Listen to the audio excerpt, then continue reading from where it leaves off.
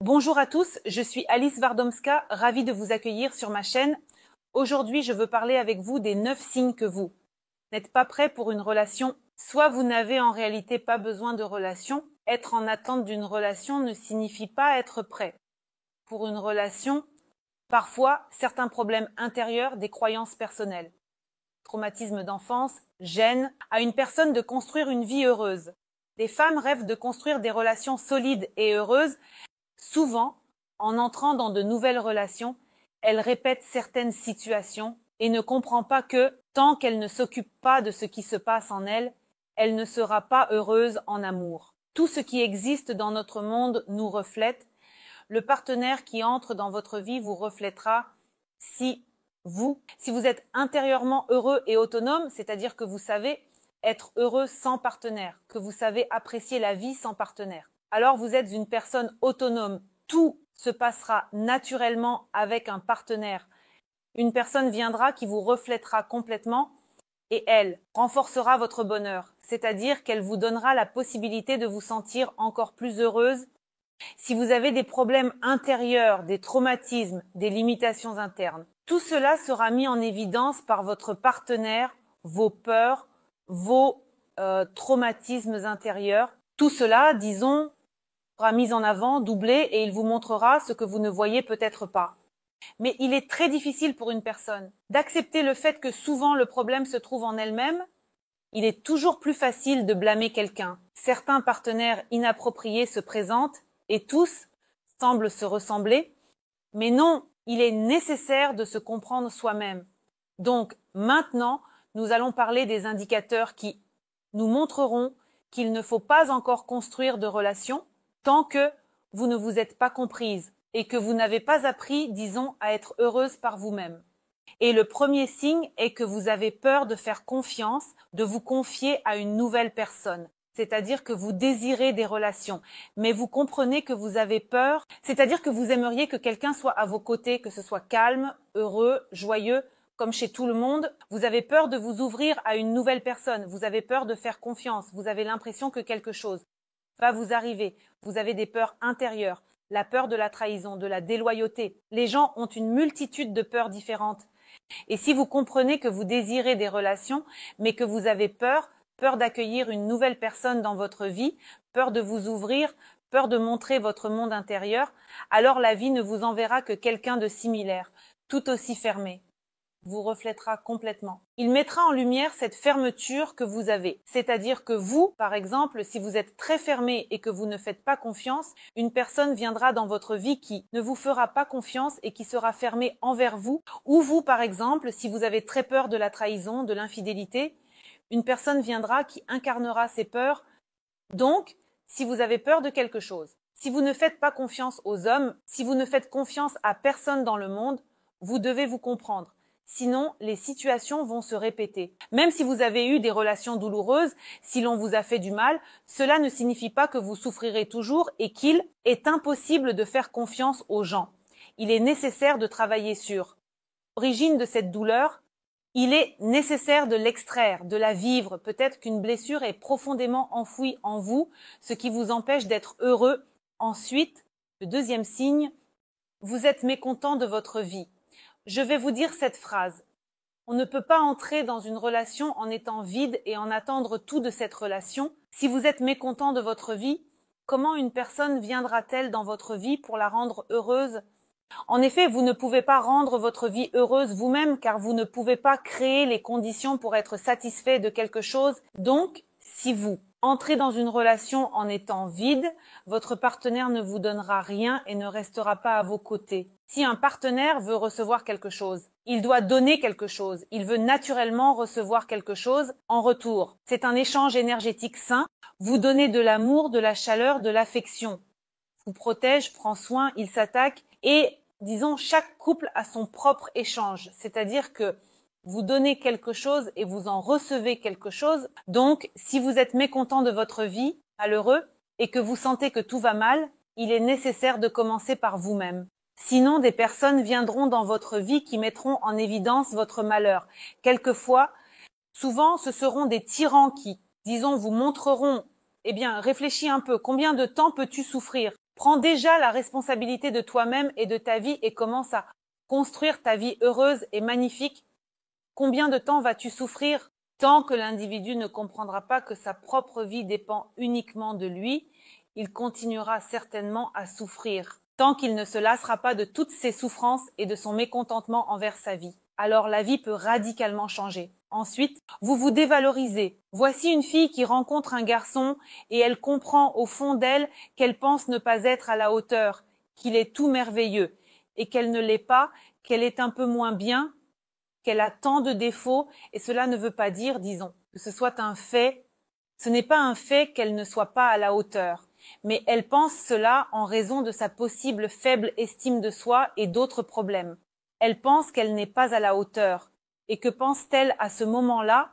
Je vais devenir comme ça, qui lui plaira, c'est-à-dire qu'elle n'envisage même pas l'idée qu'elle puisse plaire. Telle qu'elle est, et oui, lors des rendez-vous, lors des premières rencontres, toutes les personnes essaient de se montrer sous leur meilleur jour. Oui, mais elles montrent aussi leur côté. Dès que vous essayez de faire semblant d'être meilleur, disons pas meilleur, mais d'être différent, pas comme vous, c'est-à-dire que nous avons tous des qualités et des défauts. Et oui, vous pouvez mettre en avant vos qualités. Ce sont précisément vos qualités. Et les défauts, ils apparaissent. Et souvent, les partenaires aiment les défauts de l'autre. Donc, quand vous commencez à faire semblant, vous n'êtes pas sincère, pas authentique pour votre partenaire. Il ne comprend pas qui vous êtes. Et oui, souvent de telles relations ne se développent même pas. Mais si elles commencent à se développer, vous vous fatiguez très vite du faux semblant parce que ce n'est pas vous. Et à un certain moment, disons, tout s'effondre parce qu'une autre personnalité qui était auparavant cachée commence à apparaître. Donc, il ne faut pas se dévaloriser. Acceptez-vous. Acceptez le fait que vous êtes une personne unique, que l'on peut vous aimer tel que vous êtes, avec vos qualités, avec vos défauts. Il n'est pas nécessaire de faire semblant, il n'est pas nécessaire de jouer un rôle. Il faut remarquer en soi ce qui est beau, diriger l'énergie vers votre beauté et la montrer au monde. Croyez-moi, dès que vous remarquerez la beauté de votre âme, de votre apparence, la beauté de tout ce que vous êtes, cette beauté sera immédiatement remarquée par les autres. Dès que vous serez, si vous vous cachez de ce monde et présentez une contrefaçon, on vous traitera exactement de la même manière, non pas comme un véritable, mais comme une copie. Ensuite, vous n'apprenez pas vos erreurs. C'est-à-dire que si le même scénario se répète, vous avez eu une relation, par exemple, le garçon vous a trompé, vous vous séparez, vous souffrez, vous rencontrez un nouveau garçon, une relation se développe, le garçon trompe. Encore une fois, tout recommence. Et vous pensez que cela se produit parce que vous tombez sur de tels hommes, peut-être que c'est certainement votre destin, et ainsi de suite. Tout dans cet esprit, une femme peut imaginer accuser quelqu'un, souvent pas elle-même. Donc, si vous avez une certaine cyclicité dans votre vie, c'est uniquement de votre faute. Pensez-y, pourquoi cela se produit-il? Pourquoi, par exemple, les hommes vous trompent-ils? Eh bien, si nous prenons la situation des tromperies, il se peut que des tromperies aient déjà eu lieu dans votre vie. Mais quand vous étiez enfant, c'est-à-dire que votre père trompait votre mère, et vous avez accepté ce modèle de comportement, ou peut-être que vous avez une blessure profonde, peut-être liée à vos premières relations, et vous, peut-être, avez très peur de l'infidélité et avez tellement dirigé toute votre énergie là-dessus qu'elle se matérialise en événements et arrive, c'est-à-dire que votre peur vous revient. Pensez-y. Pourquoi cela se produit-il? Pourquoi les situations se répètent-elles? Qu'est-ce qui ne va pas chez vous? Et cela ne dépend pas de certaines caractéristiques externes, ni d'autre chose, mais précisément de votre personnalité, de ce qui est caché à l'intérieur. Pourquoi cela se passe-t-il ainsi ou autrement? Peut-être que vous étouffez trop votre partenaire avec votre méfiance et, par exemple, vérifiez sans cesse tous les messageries, téléphones, tout ce qui existe. Et ce faisant, par exemple, vous le poussez à l'infidélité. Peut-être, je le répète, que vous avez très peur de l'infidélité et y pensez très souvent, attirant ainsi un tel événement dans votre vie. Réfléchissez à pourquoi cela se produit, pensez-y. Si vous parlez honnêtement avec vous-même, vous découvrirez pourquoi il y a une telle raison. Une fois que vous aurez trouvé la raison, il est nécessaire de travailler dessus et alors toute cyclicité dans votre vie disparaîtra. Ensuite, vous ne pouvez pas vivre sans relation. Si par exemple une relation s'effondre, vous cherchez immédiatement à trouver un substitut, juste pour ne pas être seul. juste pour être avec quelqu'un. Et ici, disons, la peur d'être seul avec soi-même. Quand on parle de problèmes intérieurs, cela signifie que nos émotions intérieures refont surface et la personne a peur de rester seule avec elle-même, a peur de travailler sur ses propres émotions intérieures, a peur de s'écouter, a peur de parler avec elle-même de ce qui est à l'intérieur. Et pour éviter des souffrances martyrisantes, des souffrances intérieures dues au fait que la vie n'est pas comme elle le souhaiterait, que les choses ne se passent pas comme elle le désire, la personne commence à ne pas travailler sur elle-même et à ne pas s'écouter, mais commence à chercher de nouvelles relations pour combler ce vide, pour remplir l'espace avec quelqu'un d'autre, afin de ne pas se distraire avec des bêtises. Et bien sûr, cela ne rendra pas la personne plus heureuse, cela n'aidera pas à construire des relations heureuses. Ensuite, vous avez des sentiments pour votre ex. C'est encore une fois une énorme erreur que font les filles, les femmes, souvent pour oublier un ex. Voici qu'il y a eu une rupture douloureuse et elle n'a pas encore oublié, n'a pas lâché prise, peut-être qu'elle aime encore, puis déteste, et elle pense « un clou chasse l'autre, je vais aller me trouver un nouveau petit ami ». Et que se passe-t-il? Il se passe que la femme devient encore plus malheureuse, il y a un homme à ses côtés qu'elle ne peut pas aimer comme elle le souhaiterait, comme l'homme à ses côtés le souhaiterait, parce qu'elle a encore des sentiments pour son ex. Cette femme malheureuse rend un autre homme malheureux. Plus, elle ne se donne pas la possibilité de vivre ses émotions.